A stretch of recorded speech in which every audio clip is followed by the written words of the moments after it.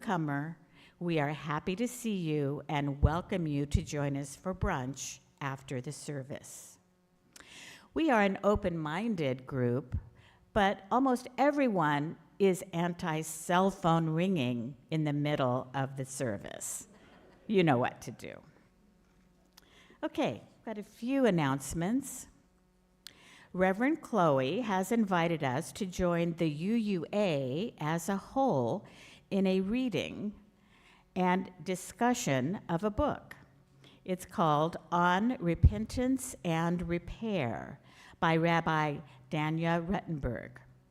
There's still time to get the book and read it. We will be discussing the book Sunday, March 24th after the service in the library, or Monday on Zoom if that works better for you. Kiki Wiley is offering a class on chakras and the divine feminine energy on 3 more Thursdays at 6 p.m. This will be on Facebook Live and Zoom. See our newsletter for more information and to learn about more activities. Greg Garcia is our head usher, and he would like to let you know that you have an opportunity to help serve this congregation by becoming an usher. Greg, put your hand up. There he is. Talk to Greg about what ushering entails. It's pretty easy. Once a month, we'd love to have a few people step up. Thank you. Also, today, we have something exciting going on in the garden. Carolyn Waters will be there with her volunteer group, and we have people coming here from the Crenshaw to Crenshaw project. They are going to help us with our garden. We went there, and now they're coming here. That is a great participation. So please, people, show up in the garden for as long as you can. It doesn't have to be that long, but just let's have some numbers of people back there in the garden after brunch. Thank you. Okay. Guess how far away the black and white is? It's next Saturday. Oh my gosh, we have no more time to announce it. It's next Saturday. Wow, that came fast. For those of you who don't know, the Black and White is our annual fundraiser for the music ministry. On Saturday night, 7 p.m. here in the sanctuary, you will be well entertained by a mixture of musical talent led by the always awesome Dr. Severin Bainan.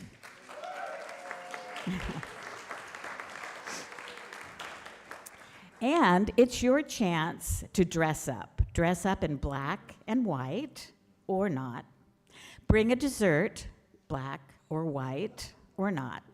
But it's a fun evening, so come on out. You can buy tickets from choir members, and Gary's letting you know he's ready to sell. Okay. Tickets on the patio today. Okay, now it's time to light our chalice. These words from Jeff May. Come, gather into this common time and space. We need to be together. We yearn for connection. We appreciate the familiar faces of friends, the sound of shared voices proclaiming who we are, where we are going. Come, gather. We are here in this space made up of all spaces, and we share our becoming in this moment.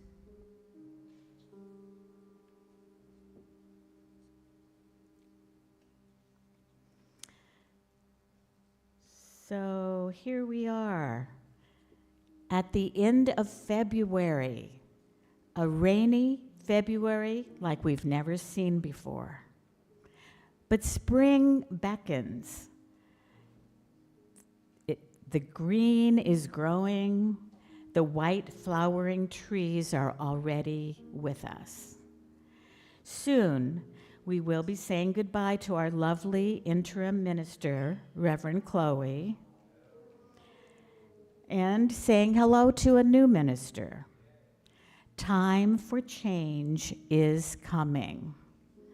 But for now, we embrace the familiar ritual of Sunday morning at PUC. Please stand as you are willing and able and join in our opening hymn, number 188, Come, Come, Whoever You Are. Come, come,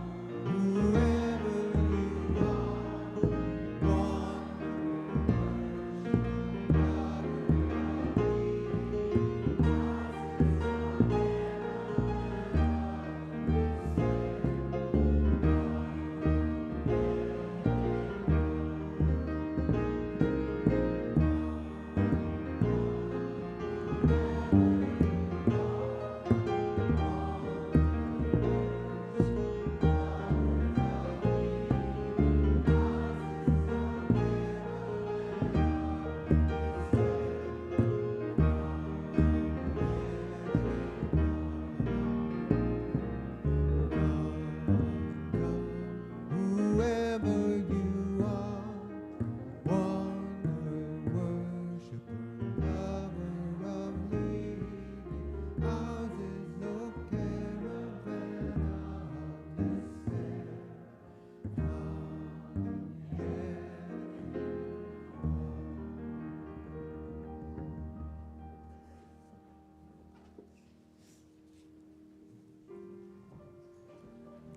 Now it's time for Story of All Ages with our RE coordinator, Kara. Hi. Young humans, come to the carpet.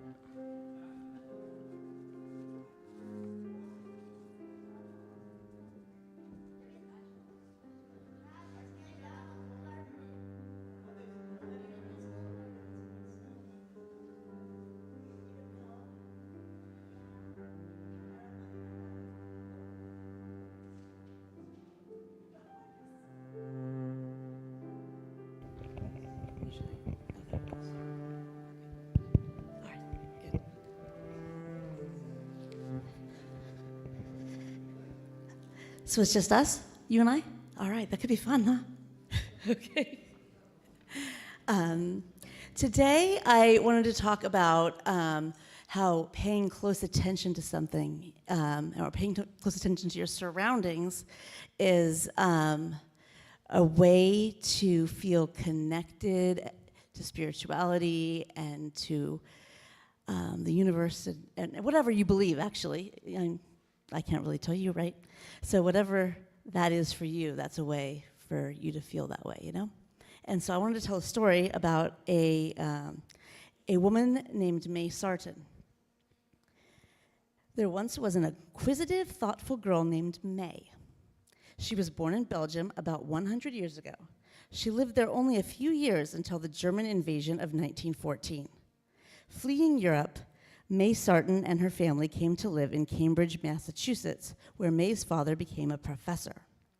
When she was 10, May's friend Barbara brought her to a Unitarian church. She liked the minister very much. She liked listening to his sermons. One day, she heard him say something that would stay with her for the rest of her life. Go into the inner chamber of your soul and shut the door. These words would be with her always. As May grew older, her love of poetry and writing grew. She also loved acting in the theater. Once her poetry was known, she began to tour the country, doing poetry readings and lectures all around the country. She traveled to Santa Fe, New Mexico, where she met and fell in love with a woman named Judith. Judith and May loved one another. With Judith, May felt for the first time what it meant to be home with someone. But May also felt a need to be by herself too. After the death of her parents, she went to be alone to contemplate and write in a house in New Hampshire. And this is why we are talking about her now.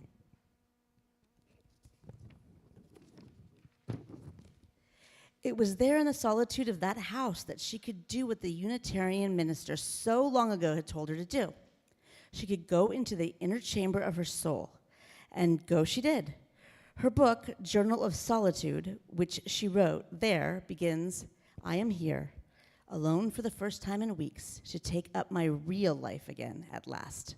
Without the interruptions, nourishing and maddening, this life would become arid, yet I taste it fully only when I am alone." Alone, she was free to look deeply into her life. She explored inside herself. She paid close attention to what she was thinking and feeling. Her quiet noticing brought her to a joyful understanding.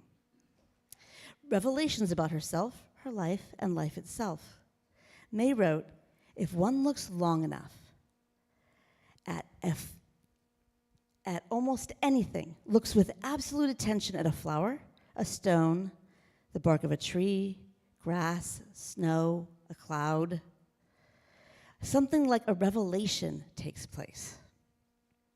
It is these words in which she directs us to look with absolute attention that we focus on today. So we look deeply at anything in nature, any part of life, we can see within it a miracle unfolding or the whisper of a miracle already unfolded. Like May Sarton, by paying close attention, we may find miracles. They are all around us, waiting to be revealed. Now, I thought this was an interesting person to read about today because we're talking about atheism. So I thought that was interesting because she's talking about a miracle takes place, and it takes place just by looking at a flower. And that's a miracle. And we can talk about miracles and not even talk about God and have all those same connections and everything. So I thought that was nice. So what we can do is we can go and see what we find when we go look at plants and flowers and see if we find a revelation. Do you think we'll find a revelation? Yeah? Okay. Let's see. All right. Thank you.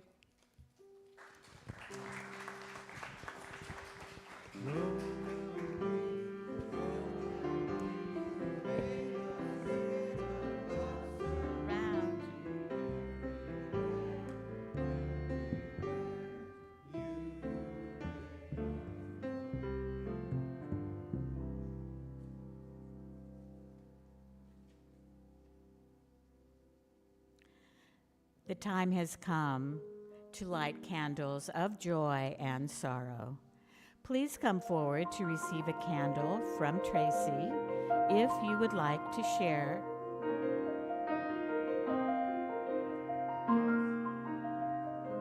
a brief joy or concern.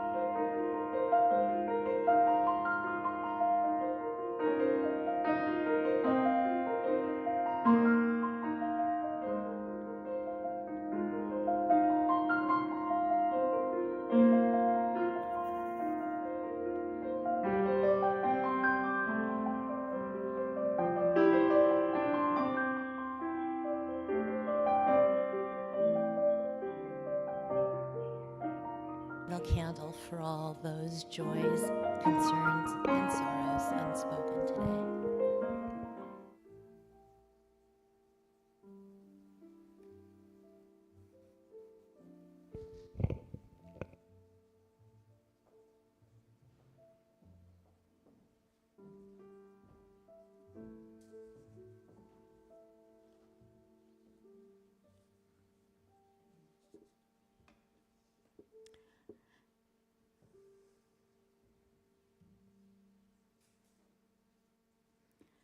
Today's meditation comes from the Australian musician and writer Nick Cave. This is called Meditation on Living a Meaningful Life. Nick offers 2 pillars for a fulfilling life: orientations of the soul that have a softening effect on our sometimes inflexible and isolating value system. The first is called humility. Humility amounts to an understanding that the world is not divided into good and bad people, but rather it is made up of many individuals, each broken in their own way, each caught up in the common human struggle, and each having the capacity to do both terrible and beautiful things. If we truly comprehend and acknowledge that we are all imperfect creatures, we find that we become more tolerant and accepting of others' shortcomings, and the world appears less dissonant, less isolating, less threatening. The other quality is curiosity. If we look with curiosity at people whose values we do not share, they become interesting rather than threatening. As I grow older, I have learned that the world and the people in it are surprisingly interesting, and that the more you look and listen, the more interesting they become. Cultivating a question of which conversation is the chief instrument enriches our relationship with the world. Having a conversation with someone I may disagree with, I have come to find a great life-embracing pleasure. May we be as good as Nick Cave at turning challenges into pleasures.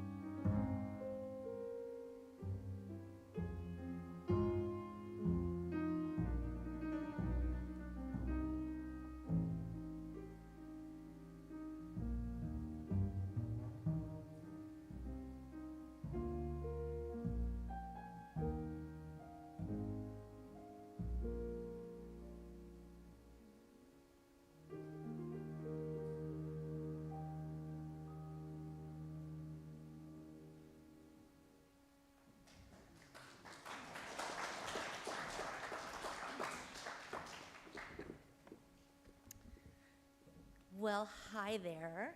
I'm so used to that chair. I'm intimidated to sit in that chair. I don't mind sharing that with you. I have two readings. They're both kind of brief, but I just couldn't decide. And one of them's Denise Levertov. And, you know, once you run into Denise Levertov, you just don't turn away. Intricate and untraceable, weaving and interweaving, dark strand with light. Designed beyond all spidery contrivance to link, not to entrap. Elation, grief, joy, contrition entwined. Shaking, changing, forever forming, transforming. All praise to the great web. Right. And this other one, and if anybody knows how to pronounce this better than I do, please feel free. I'm going to go for Rabindranath Tagore.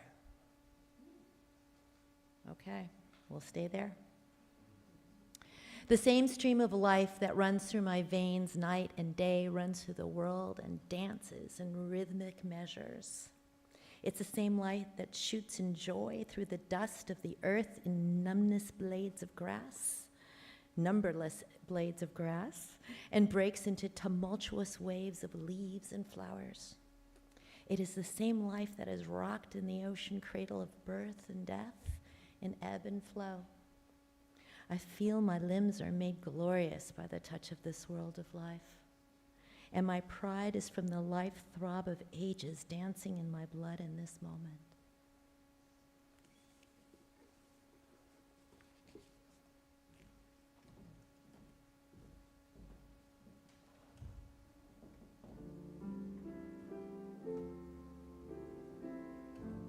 Let's sing together, What Wondrous Love Is This? Here we go. What wondrous love is this, oh my soul, oh my soul. What wondrous love is this, oh my soul. What wondrous love is this that brought my heart its bliss, and it takes away the pain of my soul, and it takes away the pain of my soul.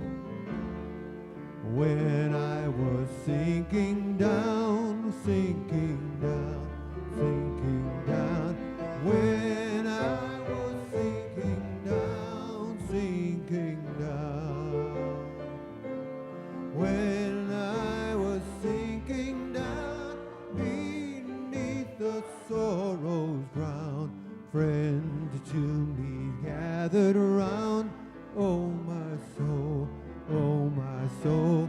Friends to me gathered around, oh my soul.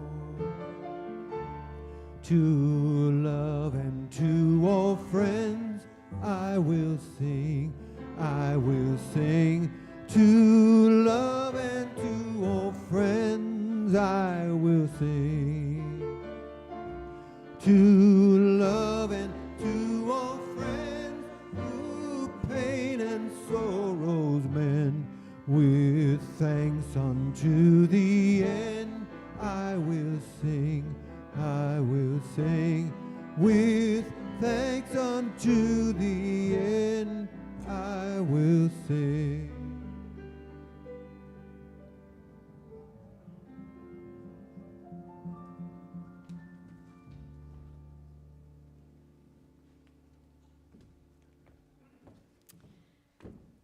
So on my way over here this morning, I was listening to NPR, as I usually always do, and they were talking about superhero movies and how they get pigeonholed. And I thought, oh, pigeonhole, I kind of forgot that term.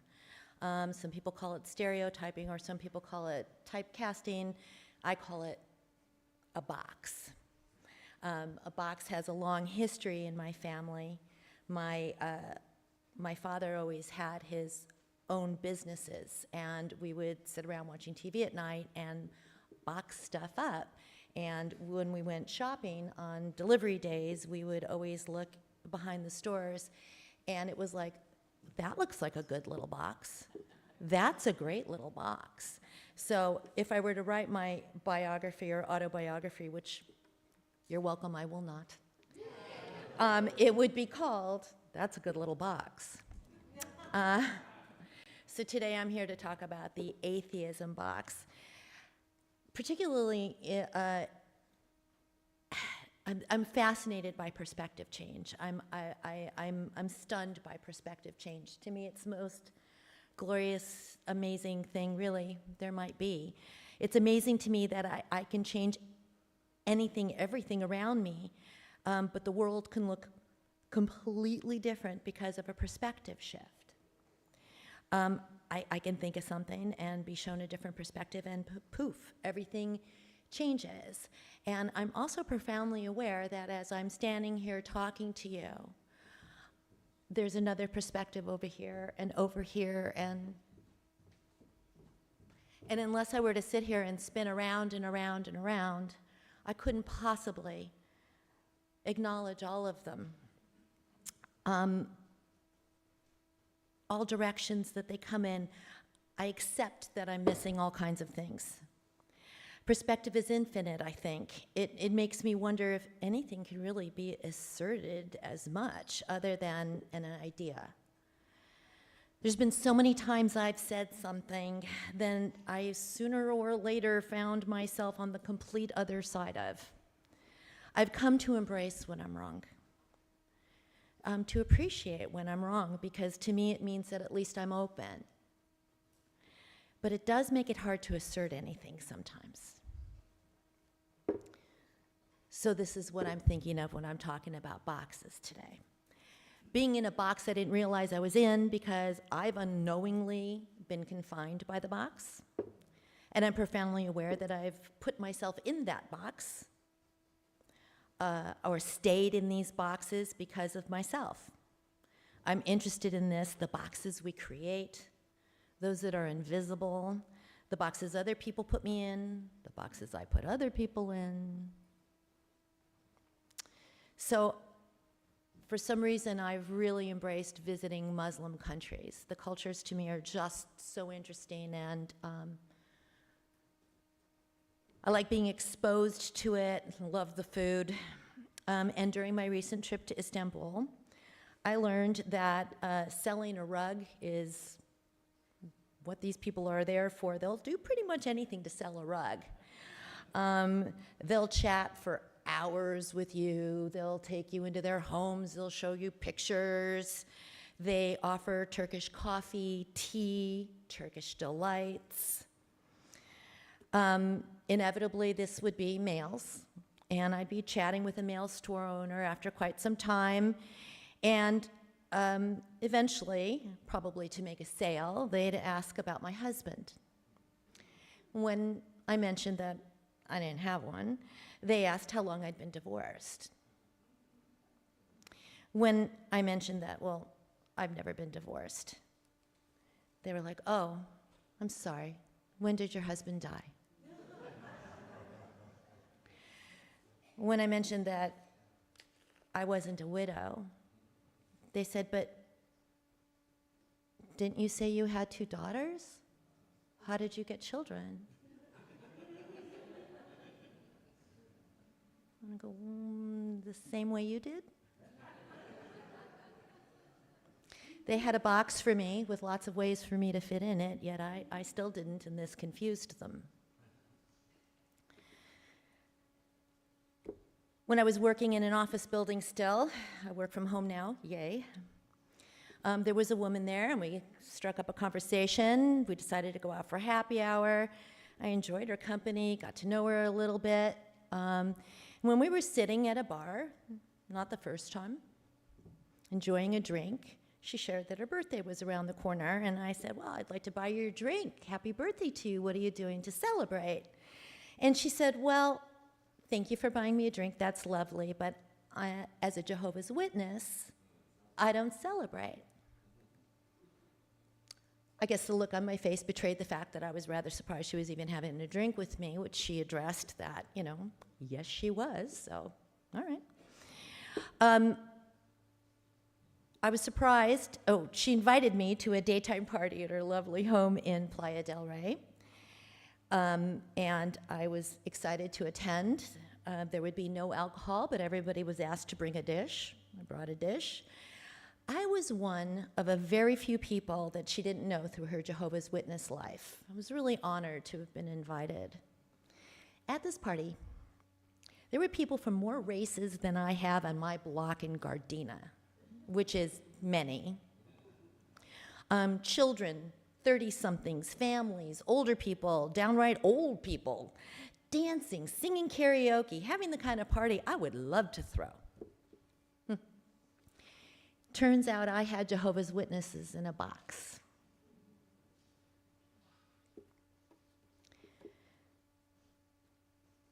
My mom always told me that everyone had a little piece of God in them. As she would tuck me in as a little girl, she would lay her hand on my heart. She would tell me that. What an amazing thing to say. It was a great equalizer. It made me feel so special, but not more special than anyone else. My mom and dad were first-generation Americans, children of immigrants who were Jewish to the core. Typical of first-generation Americans, they rejected the conservative part of their heritage and were considered quite rebellious, as they didn't attend temple regularly, didn't bat mitzvah either myself or my sister. My dad ordered pizzas with pepperoni and or sausage. Imagine that.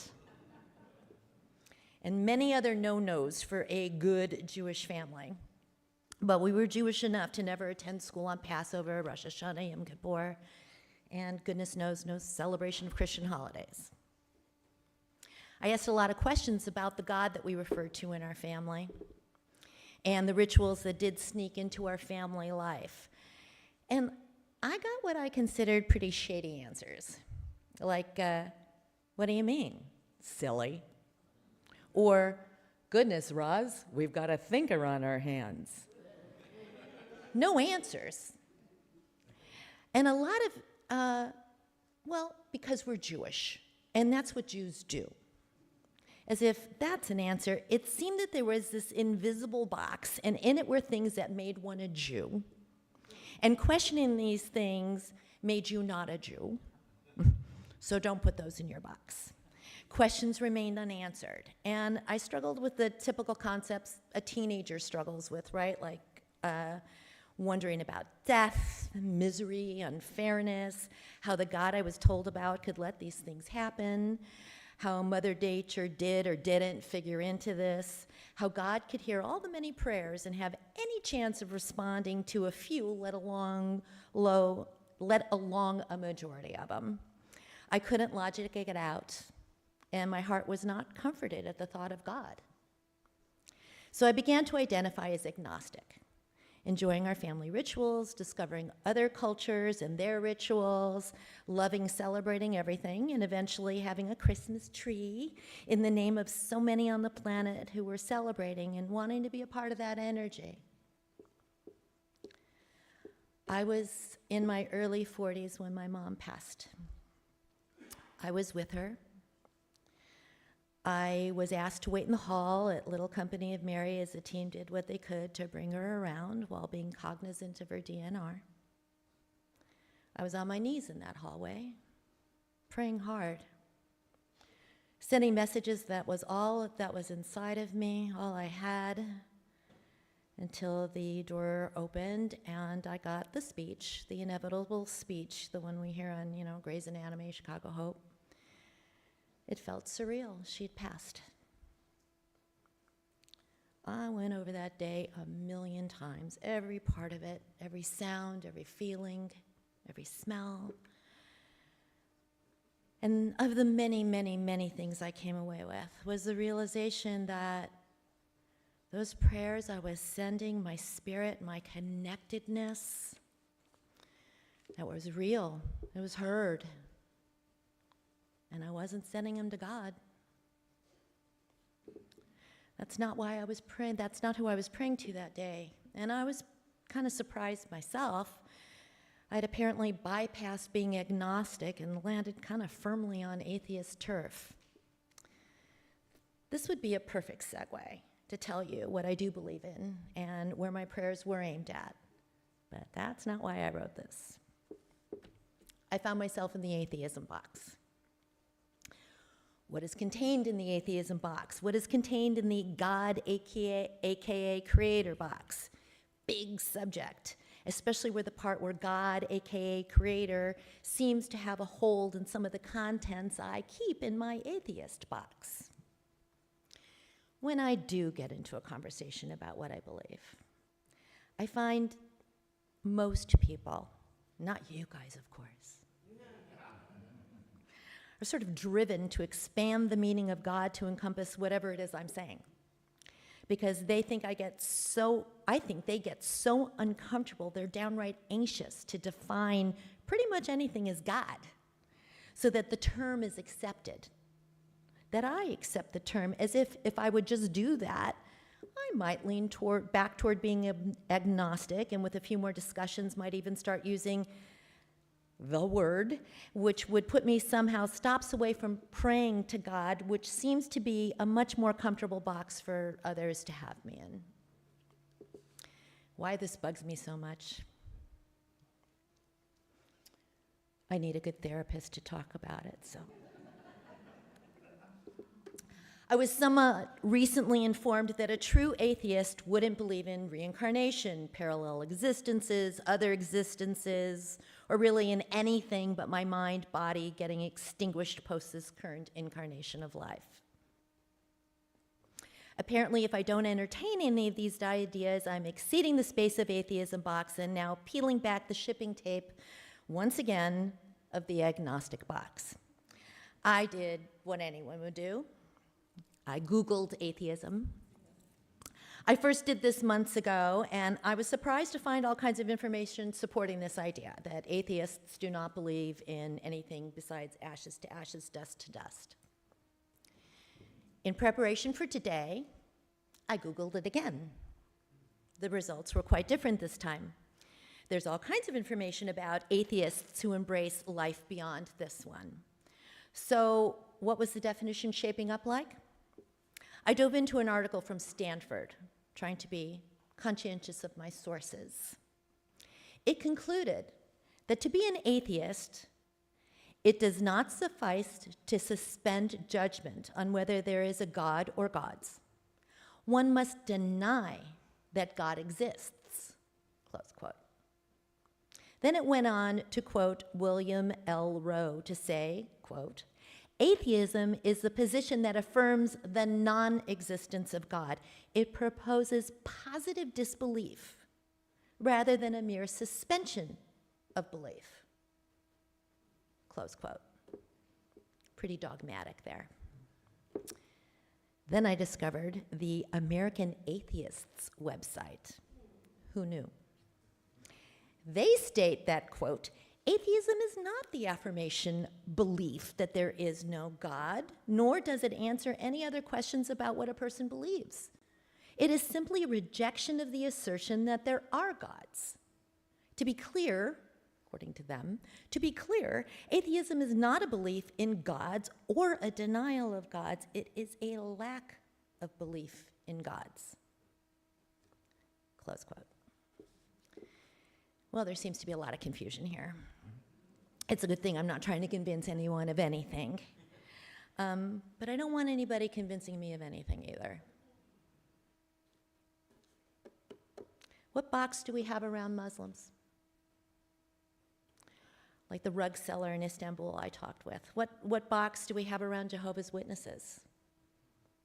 Unitarian Universalists. What boxes do people put us in? And what boxes do we put ourselves in? I'm fascinated by the box I'm living in and how to come to see it.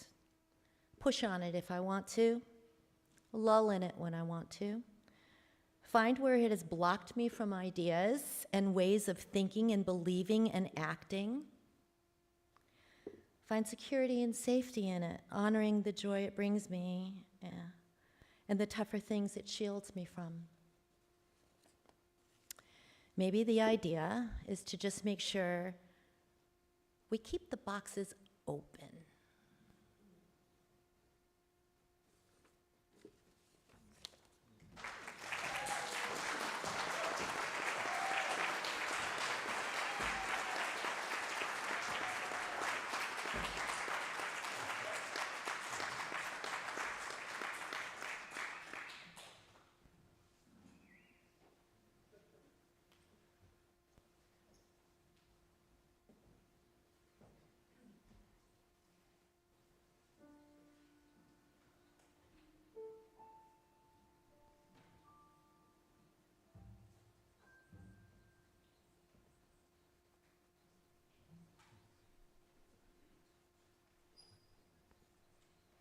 That's it.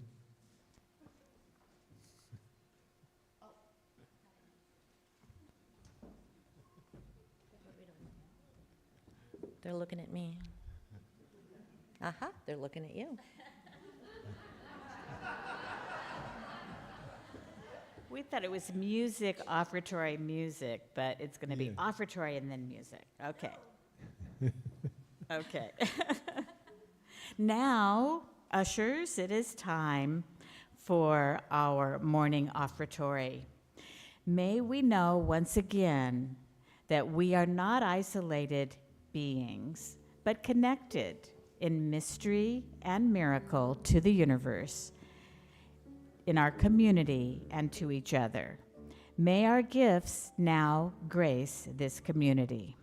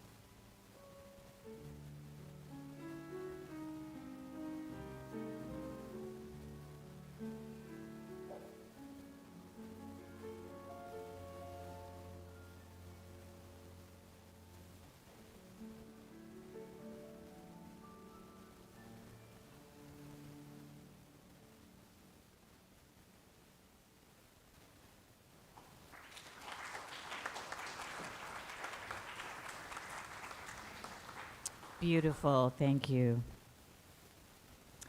Now is time for our closing hymn. So please stand as you are willing and able for number 1007, There is a River in My Soul.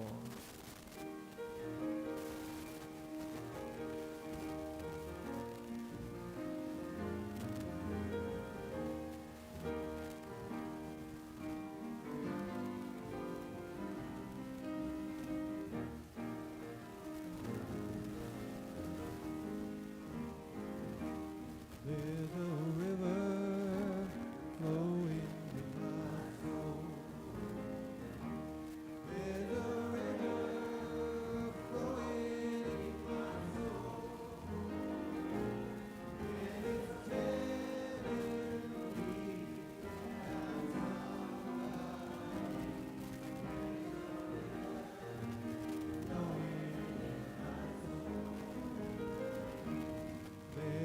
me that I'm There's a river flowing in my There's a river flowing in my heart.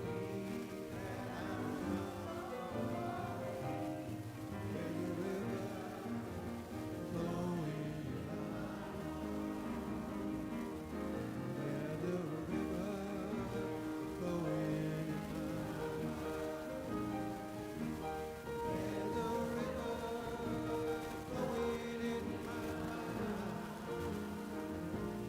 And it's telling me that I'm somebody.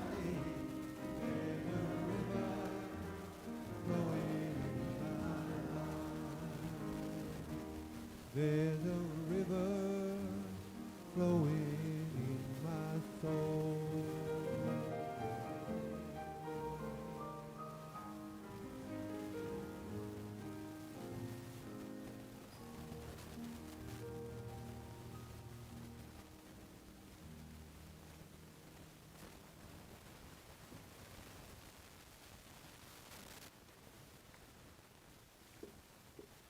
Our closing words. This church is dedicated to the proposition that behind all of our differences and beneath all of our diversity, there is a unity that makes us one and binds us forever together in spite of time and death and space between the stars. We pause in silent witness to that unity.